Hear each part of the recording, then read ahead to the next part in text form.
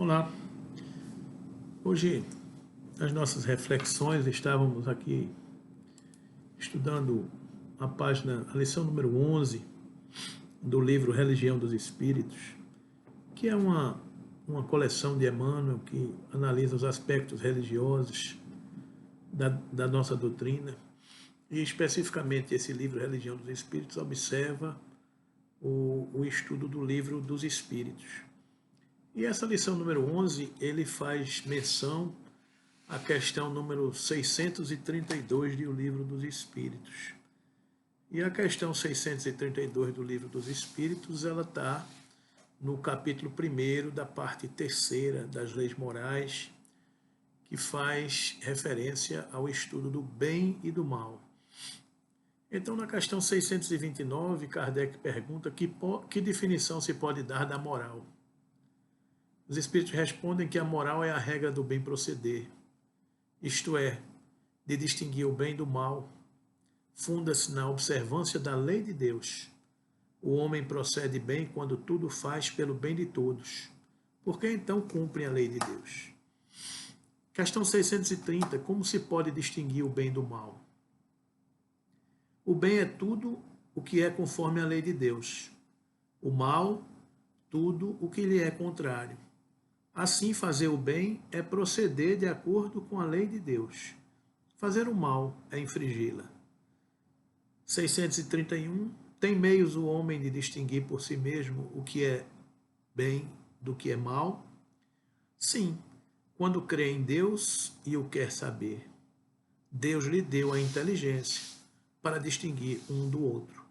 E a questão 632, objeto de nosso estudo nesse momento, é a seguinte: estando sujeito ao erro, não pode o homem enganar-se na apreciação do bem e do mal e crer que pratica o bem, quando em realidade pratica o mal?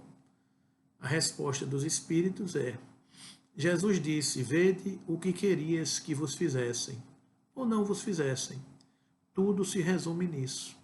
Não vos enganeis.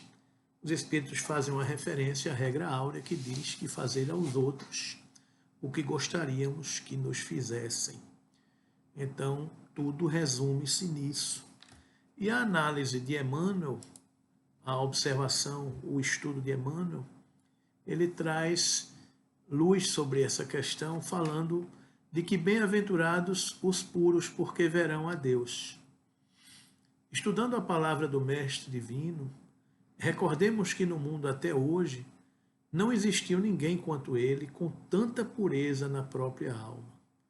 Cabe-nos, pois, lembrar como Jesus via no caminho da vida, para reconhecermos com segurança que, embora na terra, sabia encontrar a presença divina em todas as situações e em todas as criaturas. Para muita gente, a manjedoura era lugar desprezível.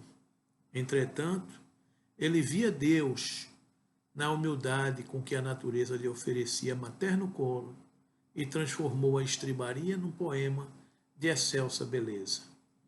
Para muita gente, Maria de Magdala era mulher sem qualquer valor, pela condição de obsidiada em que se mostrava na vida pública. No entanto, ele via Deus naquele coração feminino, ralado de sofrimento, e converteu-a em mensageiras da celeste ressurreição. Para muita gente, Simão Pedro era homem rude e inconstante, indigno de maior consideração. Contudo, ele via Deus no espírito atribulado do pescador, semi-analfabeto, que o povo menosprezava, e transmutou-o em paradigma da fé cristã para todos os séculos. Para muita gente, Judas era negociante de expressão suspeita, capaz de astuciosos ardis em louvor de si mesmo. No entanto, ele via Deus na alma inquieta do companheiro que os outros menoscabavam, e estendeu-lhes braços amigos até ao fim da penosa deserção, a que o discípulo distraído se entregou invigilante. Para muita gente, Saulo de Tarso era guardião intransigente da lei antiga, vaidoso e perverso, na defesa dos próprios caprichos. Contudo, Ele via Deus naquele espírito atormentado e procurou pessoalmente para confiar-lhe embaixada importante. Se purificares assim o coração, identificarás a presença de Deus em toda parte, compreendendo que a esperança do Criador não esmorece em criatura alguma, e perceberás que a maldade e o crime são apenas espinheiro e lama que envolvem o campo da alma, o brilhante divino que virá fatalmente à luz.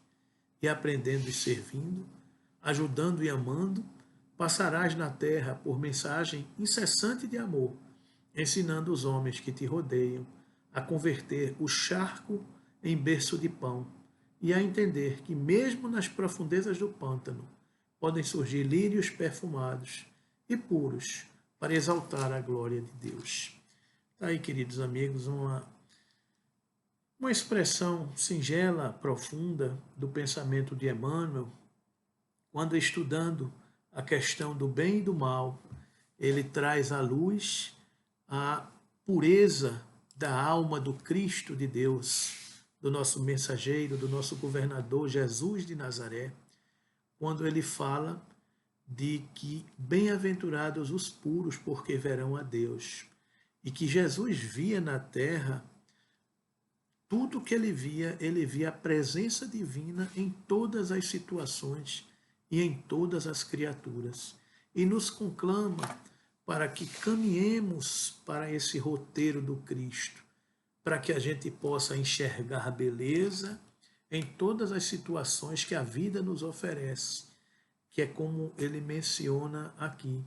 Identificarás a presença de Deus em toda parte, se purificarmos o nosso coração, compreendendo que a esperança do Criador não esmorece em criatura alguma, e perceberemos que a maldade e o crime são faces de espinheiro e lama que envolve o campo da alma, que é, na verdade, o brilhante divino que virá fatalmente à luz.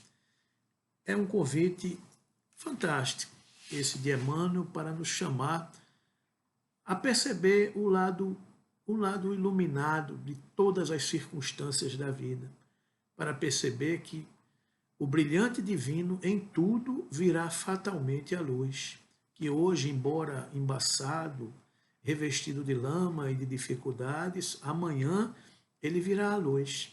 Então que passemos a enxergar nas nossas vidas as oportunidades brilhantes de caminharmos nesse caminho, na nossa casa, na nossa família, no nosso trabalho, no momento que estamos vivendo hoje, em tudo, que possamos em tudo dar graças a Deus, que possamos em tudo entender as lições que Deus quer para cada um de nós, de enfrentar a nós mesmos, enfrentar os desafios da vida, enfrentar os desafios do momento, que bem sabemos que o momento que estamos atravessando hoje não é um momento fácil para ninguém. Todos estão sofrendo, todos estão angustiados, todos estão com alguma coisa sem funcionar direito. Mas que possamos enxergar Deus em todas essas oportunidades. É como diz aquela máxima, a dor, quando não nos derrota, nos fortalece. A pancada, quando não nos mata, nos fortalece. Então, precisamos entender que a dor é esse instrumento de crescimento das nossas almas. Que possamos, como Jesus de Nazaré, enxergar Deus em todos os cantos de nossa vida. Porque bem-aventurados os puros, porque verão a Deus. Eu me recordo de uma passagem apócrifa que citam dizendo do Mestre Jesus, que ele passando com os apóstolos numa estrada, havia um animal, um cão, já morto, em estado de putrefação, de decomposição, e os apóstolos se afastaram do caminho, botaram as mãos no nariz para não sentir o cheiro, reclamaram do odor que exalava, e Jesus olhou, virou e disse, que belo dente tem esses animais. Isso é apenas uma passagem apócrifa das narrativas do Evangelho para nos lembrar que em tudo nós podemos ver a presença das leis de Deus, porque aprendendo e servindo, ajudando e amando, passaremos na terra por mensagem incessante de amor, ensinando os homens que nos rodeiam a converter o charco em berço de pão e a entender que mesmo nas profundezas do pântano podem surgir lírios perfumados e puros para exaltar a glória de Deus. A nossa vida é a glória de Deus. A nossa encarnação é uma oportunidade gloriosa de Deus. Os desafios que estamos passando é para exaltar o crescimento das nossas almas e devemos exaltar a glória de Deus. Em tudo, exaltemos a glória de Deus, porque ela está presente em tudo, em nós e em toda parte. Que Deus nos abençoe e que possamos ter essa convicção de tornar o nosso olhar puro, como foi o olhar, como é o olhar de Jesus de Nazaré. Que sigamos os conselhos do Mestre. Muita paz para todos.